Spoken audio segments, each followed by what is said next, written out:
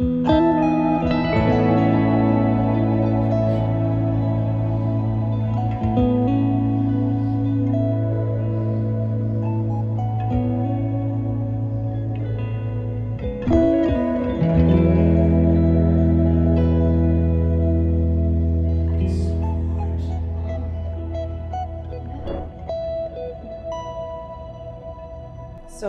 you are a well-respected woman entrepreneur.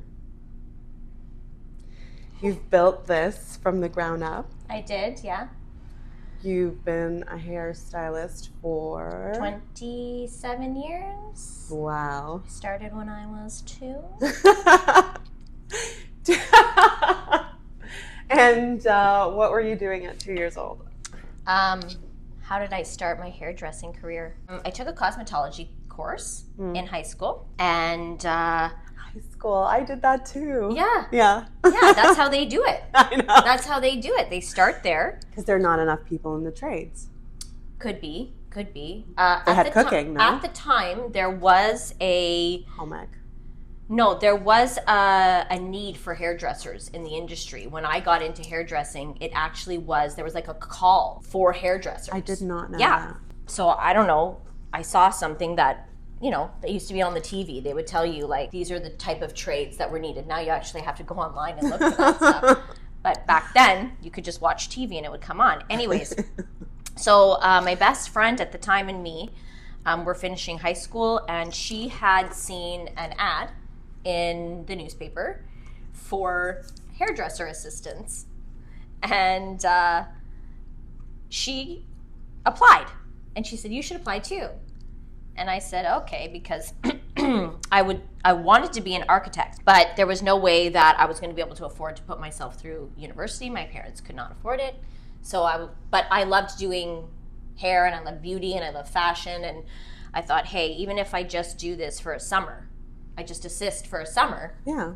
What's the harm in that? So keep your options open. Yeah. So I interviewed at Venere. We all know Venere. Yes. And I got the job. Actually got the job before she did. Because they knew talent. Well, she's talented in her own way. And she got upset. And she kept calling them and be like, my friend got a job. Now, Jen, if you're watching this, no. You may recall it different. This is how I remember it. This is my truth. So I got a job, and I started working at 17 years old at Venere. Wow. And that's how it all began. Conspired. So. Okay. My question is, there's not a lot of, like, I remember going into the guidance counselor's office in high school and being fed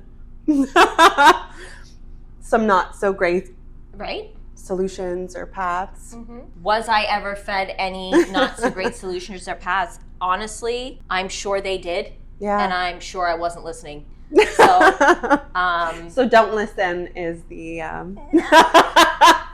Now, if I were to give my own daughter advice as to what she should do, now for her, she could inherit something that's already built. So that's a completely different scenario than the scenario that I grew up in. Yeah.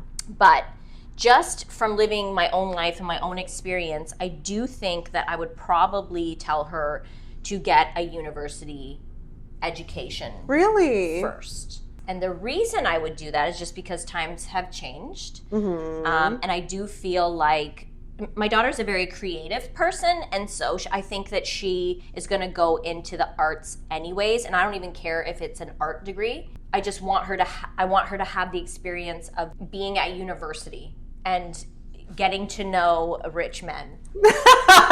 Or potentially rich men. You mean like kind of networking at a young age, maybe? Yeah. I do think that I'd prefer that she met someone in that way rather than at bars. Because bars actually don't exist anymore, and kids don't do that. They don't do bars. They want to be at home studying. Online. Yeah. And I'm also against that. So I live in a world where I like all things organic, and hence why my salon. I have sensitive skin, and I've always reacted to a lot of products. Yeah. Well, there's a lot of chemicals ingredients in all of our products that Yeah. we consume. Yeah, and I just got into health really early on in my life, and my mom was always someone that cooked us really healthy meals. And actually our doctor was she was a medical doctor, but she would always prescribe something natural before she would ever prescribe us anything medicinal. So I also grew up with a mother who would resort to a more natural approach to even healthcare than maybe some people would. That makes sense. Yeah, so I think that it was just always a part of my upbringing. And so because of my sensitivities and whatnot, and just working in this industry, and we know how much chemicals and how much we're breathing in. And I had a lot of friends who got into hair who ended up with sensitivities and had to quit. I've heard, yes. Did you have sensitivities? No, I've heard of people though. And so I just wanted to offer, well, one, I wanted to work in an environment that wasn't going to kill me. Yes. And two, I wanted to provide a space where people could come and not feel like smells were overwhelming them, or that if they had sensitivities, they would, walk out of here and that they're safe here. That they're safe here. Yeah. I love that. Yeah.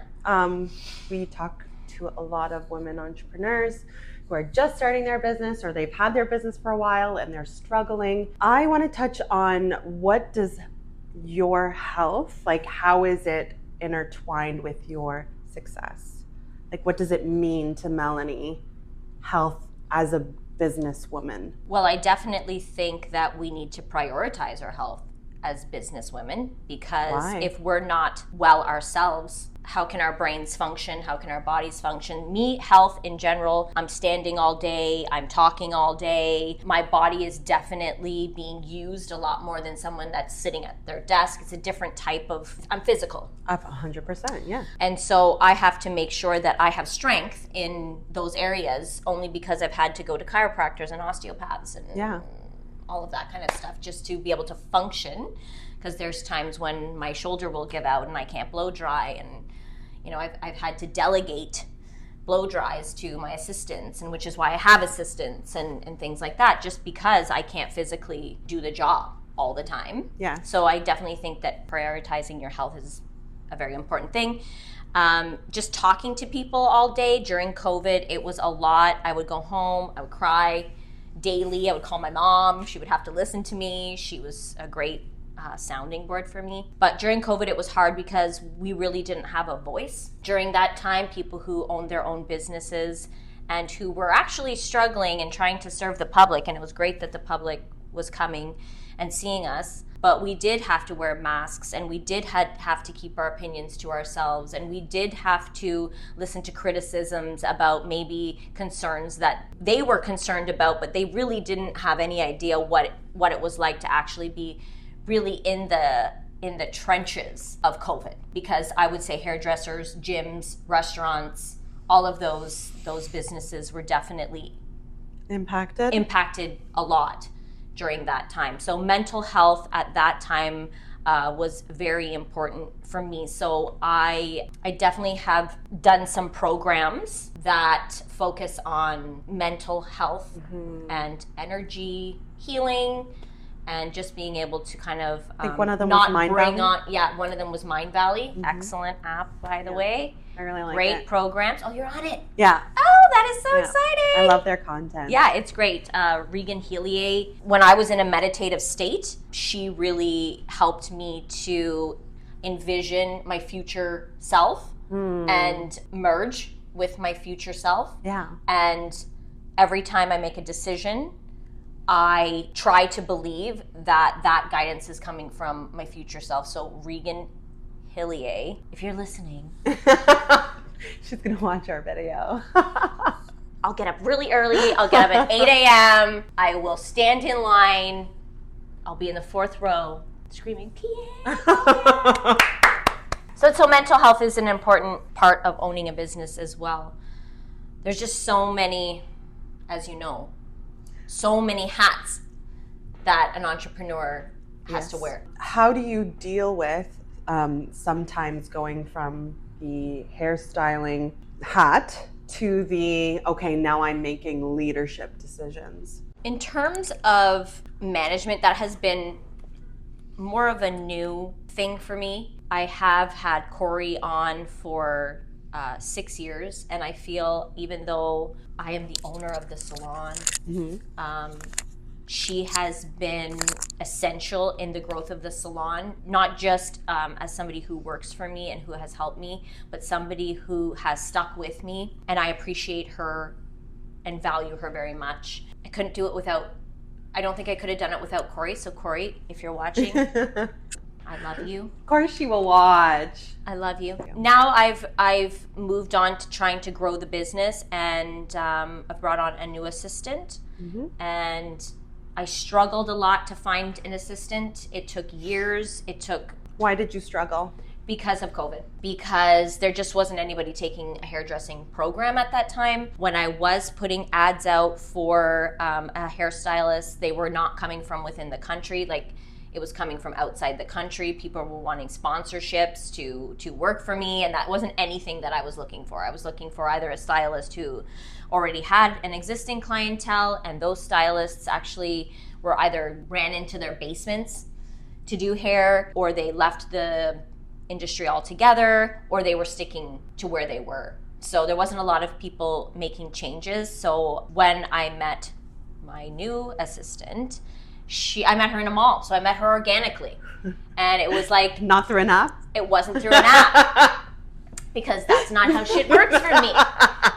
So... We meet everyone on apps now. What do you I don't feel a connection with an app. But so I was in Dynamite, and I ran into Janelle, and Janelle asked me if I was a hairstylist, and I told her I owned a hair salon, and she basically asked for the job. She said, well, I need a job. And I said, well, you can come for an interview. And it kind of happened very organically.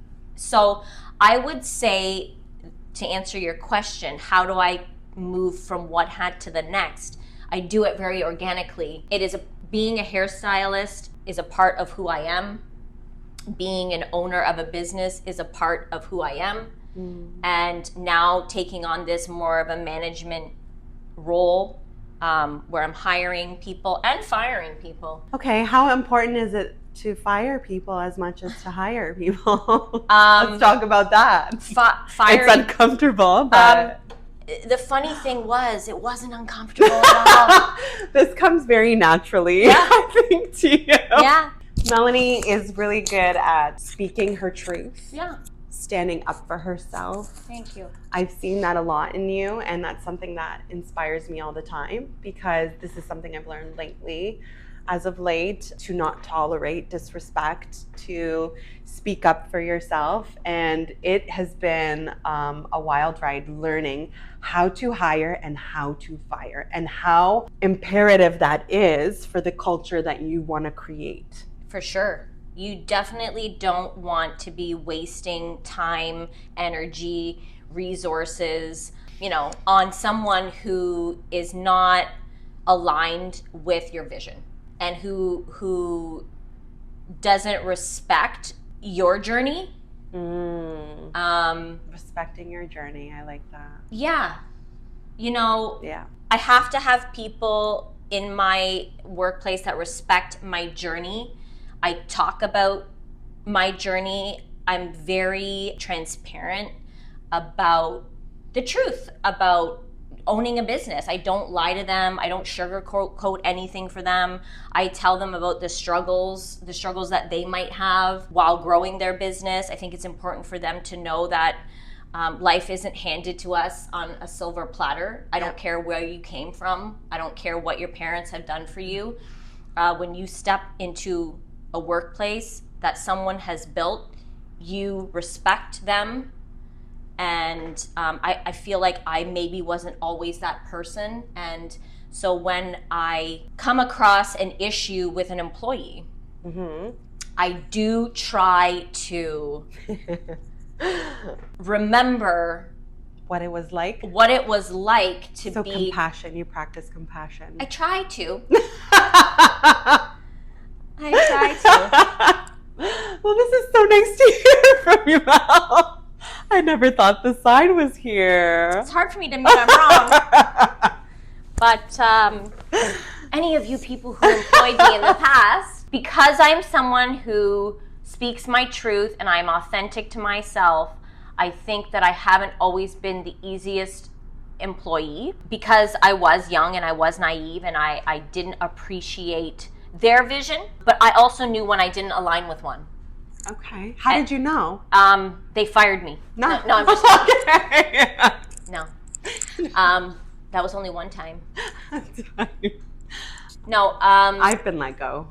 I've been let go a few times. Yeah. You know, and it's okay It's because okay. it usually leads to Good things. a better life. So yeah. In what way? It forces you to take a look within your own self and figure out what it is that you want, where you want to go, who you want to be aligned with as well. So you make better choices when you actually try to get a job. Yes. As well. Yeah. So these are all things that young people... Getting let go could be a good thing depending on the way you look at it. I think getting let go is a good thing. Yeah, I think so too. Because... Why would you want to work for somebody who would want to let you go? Right? Well, I think some people just... They're out of their... Not in their right space. Like, they don't really... Jive. They don't have what is needed to... So yeah, I want to go there. Entry-level positions, yeah. The younger generation, I think that they think they're beyond an entry-level position. Where when I was younger, I was just happy to have a job. Okay. So I'm gonna touch a little bit on this. I've had to literally prepare my managers for this. So there is a generation out there right now. I've seen for myself that there is a level of entitlement. Mm-hmm.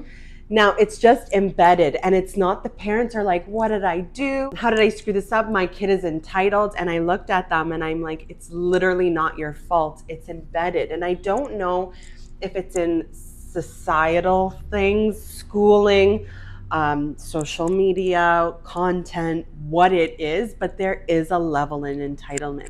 I don't know if I would say the millennials. I think it could be at the later end of the millennials. Because I myself, like... There's like a... Okay, right. So if we really look deep into it, we're going to really see that it is actually people getting over their generational traumas. So I do believe that people in their 50s carried a lot of weight from their parents who were coming from war. 100%. And also coming from probably very abusive situations, alcoholism. Through the generations, everybody evolves and grows and all of those things. Yeah. And at a certain point, I do think that people didn't want to project those things onto their children. And so then they started carrying their own. Yeah, they started carrying their own unhappiness from their child onto their children, didn't want to hurt them the way they were hurt, or blah, blah, blah, blah. That voice, is that the helicopter voice? That's the blah, blah, blah, blah. And they just give them anything. And maybe because of what their parents sacrificed to even be here in Canada. Now, I don't know how this is across the board. I don't know if people are experiencing the same in Europe and China and Japan. I don't think so, because I think in those countries they're pretty regimented. Mm-hmm. Here in Canada, I do feel like, and North America, I do feel like, I don't know, this generational trauma was being acted out onto their children, not wanting them to have to endure any of the pain that they themselves did, which is fair. Yeah, like it's good intention. It's excellent. Protect my child. But I do think that also in this country, we have been... This is what I wanted to see. We have been extremely manipulated by our government. I do think in that time, although there was some pretty corrupt shit happening that we didn't know about because we were in the dark. We were just in the dark, but we were living our best lives. I personally did not have parents who, although my mother carries her own generational trauma from her mother being in a war, I do think that my mother tried to be a better version of a mother, but she was also not someone who was overtly giving, and that was mostly because of the fact that we were middle class. We were a middle class family. It wasn't like my father had tons of money and we didn't go on trips all the time. And I actually don't think that everybody did that back then. I think we lived a much simpler life, and we didn't have to have perfect houses, and we didn't have to have all the things that social media tells us that we have to have today. Yeah. I think there's so much to why we've ended up with children who are entitled, And I think it has so much to do with all the things that you mentioned, which is social media, governmental expectations of us as citizens, a lot of pressure, and our parents' generational trauma. And that is being put onto social media, and there's so much information, and then there's algorithms, and there's all kinds of things that project that whatever you're interested in onto you, and it just reaffirms. And so at the end of the day, is it healing or is it damaging? I don't really know. Yeah. What I do know is that when you enter that door and you're my employee, if I tell you to dust, you better figure out how to do it. We unentitle you here. Get used to the workplace. If you're employed by a millennial, we are going to try to unentitle you, because we are going to try to instill what our parents instilled in us. Yes. And that's to work hard. Not work hard like it's work smart, but there is prideful work in sweating a little bit. And I do teach a lot of even my employees this. We are the future. We're the educators of the future generation. It's up to us to guide them. Because it's not just our children, it's like these people that we take on to work with us. They're younger. Sometimes their parents, maybe they're busy working, which is a whole other thing, because the government wants us to all work and not raise our children. Want? I don't know. That's what people say, that the government wants us to work and that the school system is going to... Well, I do think that they want to have a handle in what they're teaching our children. I think because we have had this liberal government for so long. So like I know you went to that rally recently for the Conservative Party. I wanted you to talk a little bit about that experience and what that meant to you as Melanie and your identity. So my love affair for Pierre. So my relationship with Pierre started on IG in 2019. 2019. When I was scrolling while being stuck at home because my salon was closed down in the first year and a half of opening. So at the time, this is a very long-winded story to answer your question. I love it. So at the time, I was struggling to figure out how to support myself and my daughter. And Pierre... So, sorry, I just wanted to... You are a single... Well, woman? I'm married. Okay. So let me tell you how we've had these fork. technical difficulties, and me and Melanie, being two bad bitches that own their own businesses, are like, I've never done this before. I've never worked with lighting or like technology or little microphones, and we're just like, we just had 5 solid minutes of let's just fucking do it and figure it out, and that's what we did. Mm-hmm. Like, do you see how valuable that is? That doesn't happen all the time. It doesn't? A lot of people would just sit there and watch you struggle, and like, I don't know how to do this. Let's do a YouTube video. Let's analytical skills where we're just like, let's try it this way. No, that doesn't work. Okay, let's try it that way. So I just thought I had to mention that, how badass that was. Well, you do videos in your own business, right? Like, you guys are filming stuff. Funny enough, like, no, that's not me. Really? Yeah, this is like influencers. They approach me and they want to talk about my stuff. So I have a budget, and if that budget is not enough for them, then you don't align with me. See you later. Right.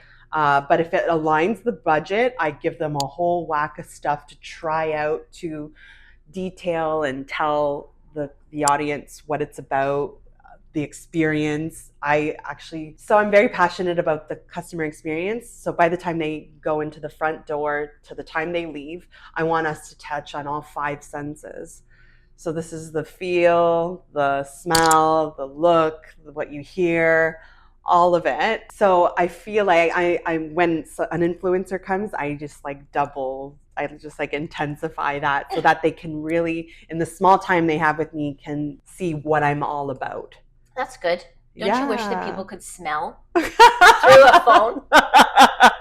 I want somebody to develop that, right? It's coming to sense the smelling sense. Yeah. But how can you, in your business, I guess, I love this just stuff. by looking at what you've created.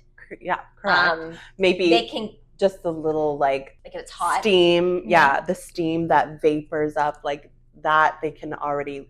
It's just kind of or like a little emoji guy that's like. It's artificially having the senses through social media. Yeah, it's fantastic. It's very helpful in growing the business. And since I've had Janelle in, she's been doing a lot of our social media work, which I was given advice to just do more of that. Yeah. Because I don't Why do you think it's important? I don't show myself a lot on social media. Because, here we go. Why? Because how do I say these things without sounding okay. I don't want, although the business is mine and I'm growing the business and it's my brand. Yes. I don't necessarily want to be the center of the business because I need to grow the business with individuals, and people have to be attracted to, yes, my brand, but also the stylist that they are. And so showcasing my talent doesn't get them further. I do think that if they see my work, they want me, and it's very hard to deter them from that. Yeah. So I do try to feature the whatever stylist I'm trying to grow. Okay. This is what a great topic. So as your business builds and you're being placed more into the leadership position organically, you want the same authenticity, the culture of the brand that you've created, but now it's not just all on your shoulders. You want the team to do a unified culture, feel, touch, look, smell. Yeah, of course, all of those things. But how? I do know that even though I want them to follow the branding, and I'm hoping that the branding aligns with who they are, and I feel that it does. And I do discuss where we're going with the girls as well, because I do feel like through communicating. Communicating. Yeah. Huge. As long as we're sticking to my ideas. Yeah. There's many categories within those ideas. Of course. That we can talk about and try to figure out what works best for all of us. Yes. Or for them as younger stylists, or, the type of work that they want to be doing. As long as we're sticking to the heart of the brand, then I'm cool with whatever we're doing. Now, when we're talking about the heart, that's something that, Sally's going to be good at blow drying, and Stephanie's going to be great at color. Corey is good at cuts. Well, I know that's mixed up, but everyone has their strengths. But how does that heart stay? Like, what is the non-negotiable that they can mess with in your brand? That we're all doing the best job that we can possibly do for them, while also offering them products that are safe for them. Yeah.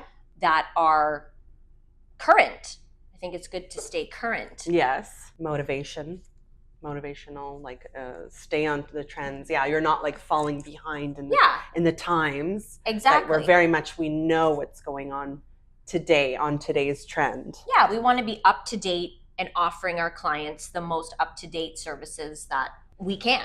Yeah. And getting the education on that, and just being good people. See, yeah, there it is. I think that's what I was kind of touching on is, we were just talking about authenticity not too long ago.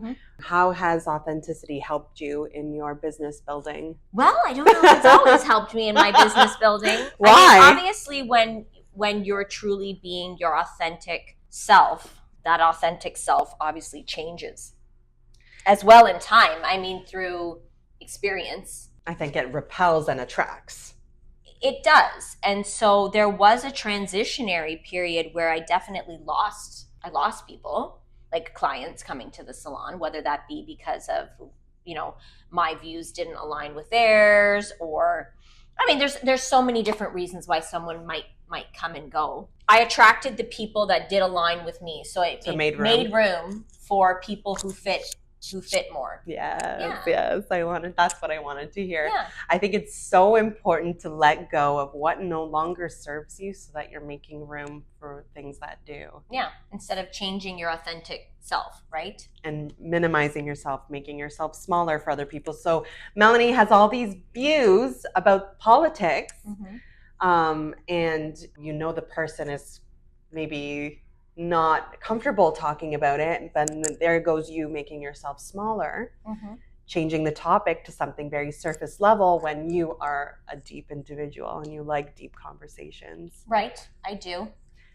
And that's not to say, although that is not to say that I suppose as long as someone's allowing me to be my authentic self, I can allow them to be their authentic self. Yeah. And I do feel like I now possess the ability to, if things are starting to become more heated in a conversation where somebody's becoming offended or they're angry. Energy radar. Yeah, I do try and pull back and get to the real point, which is at the end of the day, I do believe that most people want what's best. Some are for themselves. Yeah.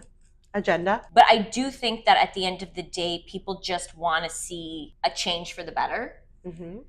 And their opinions are built on their experiences.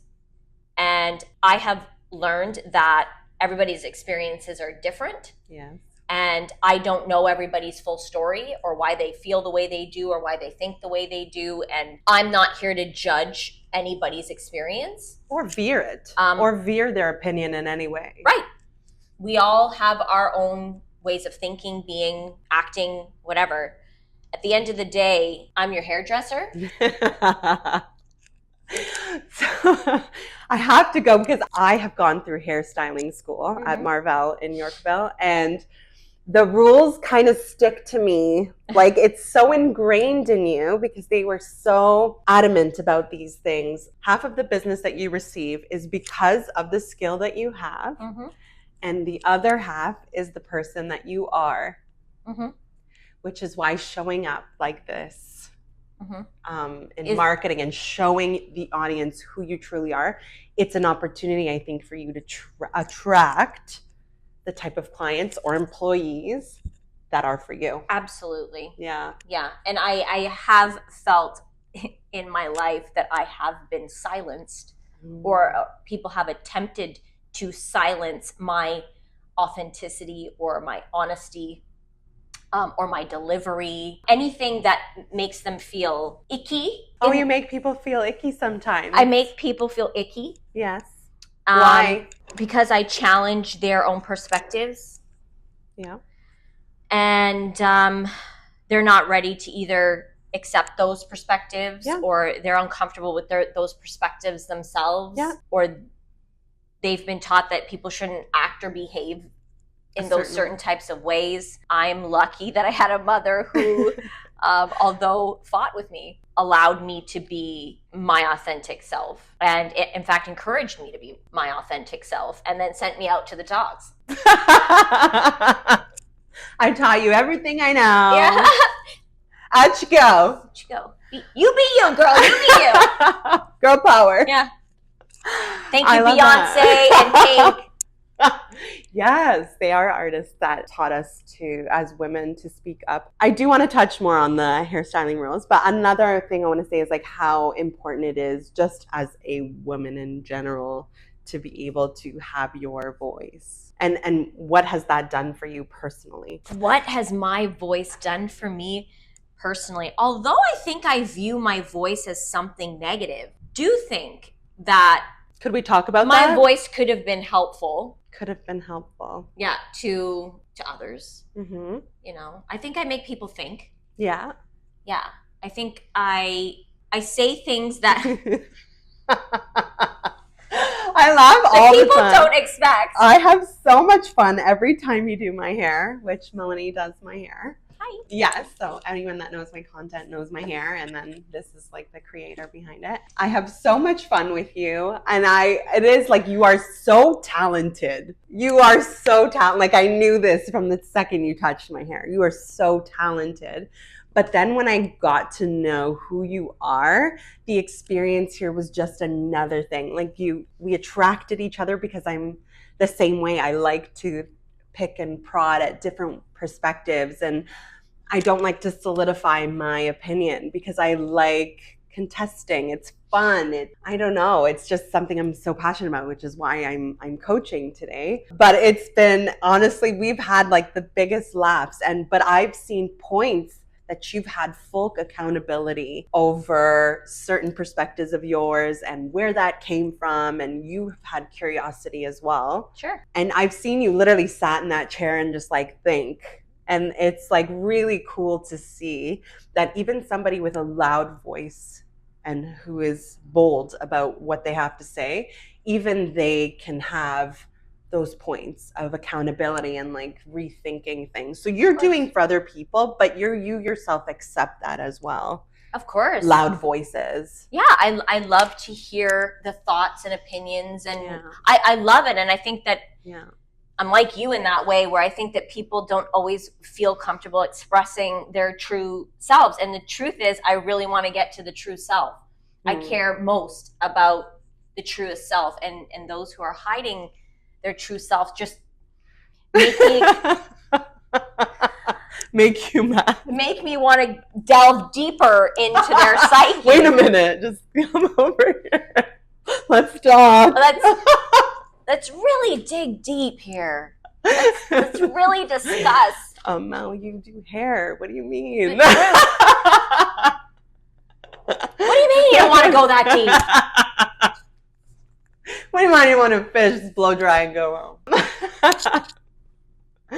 So, because... Gotta stay entertained during the day. I'm wondering where it originated, where we learned at Marvell Hair School that we are not to talk about politics. I learned from my first boss that, Melanie, shut your mouth and stop talking about anything. Religion. Don't talk about anything. Those were the two no-nos. Like I remember blow drying or cutting hair, and as soon as it went to that era and that area, I'm like, I was already feeling uneasy because it was ingrained in me and conditioned. Do you think that comes from like the Italian I don't know, roots of hairdressing? Like they're just like, no, we don't talk about it, you know? I don't know. My teachers weren't Italian at the time. I think it was like literally in just the part of content. Yeah, it was literally in the curriculum. Well, I don't think you're supposed to talk about politics or religion, or what's the other one? Taxes? Money? What is the other?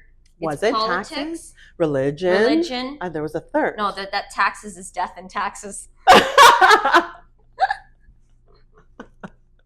Just like they called level 10 the call your lawyer. Yeah, that was a thing. As soon as you hit level 10 blonde, call your lawyer because the hair is going to break. I wasn't trained at Marvell. I was trained at Veneray. Yeah. So, I do think that it does come from that generation of be agreeable. Yeah, be agreeable. Don't be yourself. Because then you're going to get more clientele. The client is the most important thing. And they are. Yeah. They are. But you're giving them a safe space. This is not... I just think that people maybe didn't see hairdressers as anything worth anything. Just the trade. That's what you do. Skill. You do my hair, and correct me if I'm wrong, people, but I'm old school, okay? This is not... I love old school people. This is not the new era of hairdressers that you're now a celebrity. That's not what it was like when we became hairdressers back in the day. It was, you were less than.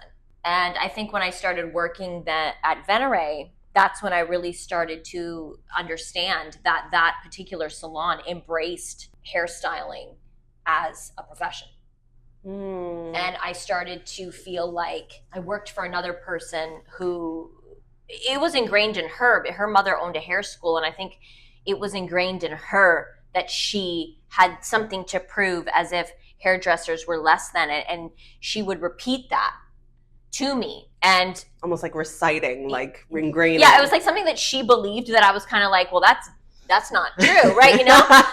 I was and like, you being you. Yeah. You're like, I'm like, I don't know who you're less than. That's not going to work out for me, you said. but I'm not less than. No. Nobody So is less than. yeah. But do you know what I mean? Like people would look at hairstyling as not like educated. Like they would think of hairdressers as uneducated. And I am not uneducated. No. That I know. You know a lot about like a lot of things. You bring up like points and facts that I'm just smart. like, you're very smart. It's like, how does this girl know this? Doesn't she? Yeah, it's weird. People ask me all the time, how do you know How do you know stuff? Like, do you just read? I think I spend a lot of time talking to people about their lives, about their professions. We learn from each other. Yeah. So get off your phones and meet someone because you're going to like learn things that you can't learn over DMs. Mm-hmm. Right? It's just sad. It's just sad what we've come to. This is a new world, yeah. You know? I even feel with my own friends and my own families. Connections? Yeah, like we don't connect. I call my mom on the phone. You know, I'm not sending my mom texts besides the fact she probably doesn't even know how to do it. But no, like I think it's important to pick up the phone. And I really need to feel something. As much as you can connect through text messaging or, you know. It's a false sense of intimacy. People have said it again and again. It's a complete false sense of intimacy. Mm-hmm. It's a way for people to connect but not truly connect. Right. I think it's like a scapegoat. Is that I don't think that's the right word for it. I learned in coaching school that it's literally 10% of communication words. So like there's the way we are, our body language, eye contact, tone of my voice. Mm-hmm. There's so many aspects of communication that it makes up for 90%. 10% is literally just words. Think about body language. Think about all the relationships out there that are mostly happening through words on a phone. Mm-hmm. Most of them. This is 10%. And then you are surprised that divorces. Mm-hmm. But I know this person. I'm marrying them. We talked for years. I know everything about them. Mm-hmm. But it's like, that was only 10% of that, right? Yep. And I think that people are lacking that. And I get to spend hours with individuals in a very intimate, connected way. And I'm not going to waste that time with them just sitting there, you know? Yeah. So if you don't want to talk, you go to You're not coming. You're not coming. Yes, because I remember being at certain hairstylist chair and being like, oh God, are they going to talk to me? I do remember this. You were like scared that they were going to talk to you. I was not in my authentic self at this time. And I remember being like, oh, do I have to do like a small talk? But maybe because I assumed that we were going to do small talk. Maybe this person was just as deep as you.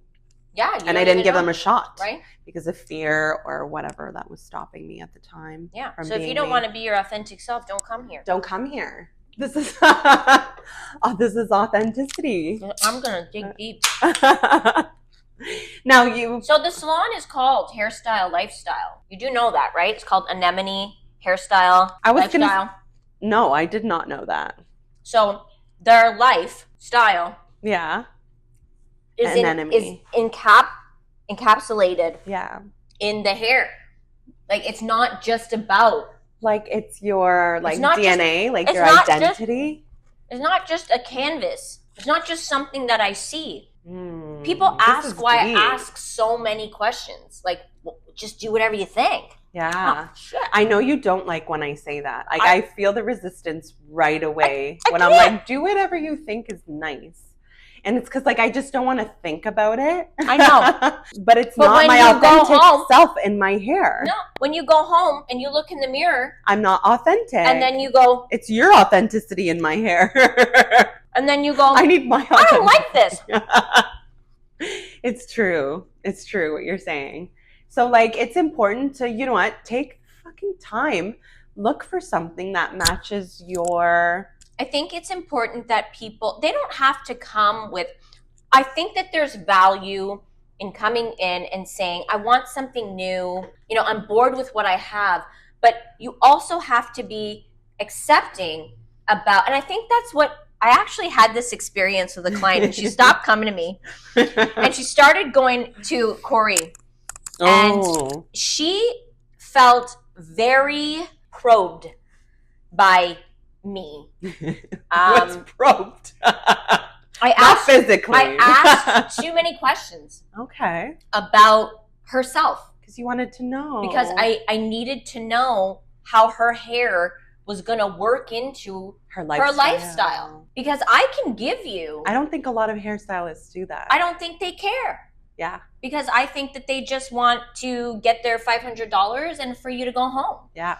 But I care about when you go home and you look at yourself in the mirror and whether or not you're able to do that hair and whether or not, sometimes people just need a change. Yeah. And maybe they need somebody to take the reins. And in that case, I'll do that. And work with who you are, maybe. That's why you're asking all the questions. Yeah, because if somebody comes in and they're like, I want to be blonde today. Oh, yeah. We know these clients. And you're like, okay, have you ever been blonde before? No. Okay, well, blondes require, a lot of maintenance. Like, are you willing to come back and get your hair done? Is this something that you would like to do for a long period of time? Is this something that you just want to do, today, and then you're just going to let it grow out? Do you know what that looks like? Yeah. Do you want your blonde to be of a certain color or a certain tone? Or because if you do, then we're going to have to tone it. And then if we tone it, you want it to maintain that way.